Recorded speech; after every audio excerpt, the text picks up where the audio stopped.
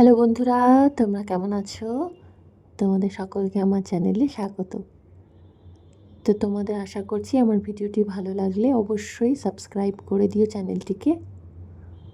আর যদি কোনো ভুল ত্রুটি হয় প্লিজ ক্ষমা করে দিও। চেষ্টা করব নেক্সটগুলো ভিডিওতে ভালো করার। যাই হোক, তো কাল তো ফার্স্ট মে ছিল। তো কাল আবারও হাজব্যান্ডের অফিস ছুটি ছিল। তো এই লাস্টের দিকটা ভালোই এই ছুটিতে কাটলো। যাই হোক, তো যেহেতু কাল ছুটি ছিল তাই ভাবলাম যে কাল পুরো সপ্তাহের বাজার করে নিই। আমরা অ্যাকচুয়ালি সানডে করেই পুরো সপ্তাহের বাজার করে নিই।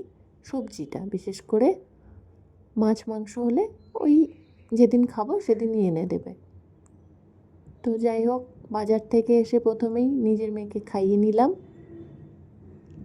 খাইয়ে নিয়ে তারপরে নিজেরা ব্রেকফাস্ট করে নিলাম। সেরে নিয়ে তারপরে ওর বাবার সাথে খেলছিল। এদিকে আমিও ভাবলাম যে পুরো সবজিগুলো বের করে ঝুড়িতে নিয়ে ধুয়ে নিই। আমি সবজি মোটামুটি ধুয়ে তারপরে ফ্রিজে ঢুকাই। তো যাই হোক, দেখলে এখানে ভালোই মোটামুটি সবজি পাওয়া যায়। তো সবজিগুলো সব বের করে ধুয়ে নিয়ে রেখে আমি এদিকে ফ্রেশ হতে চলে গেলাম।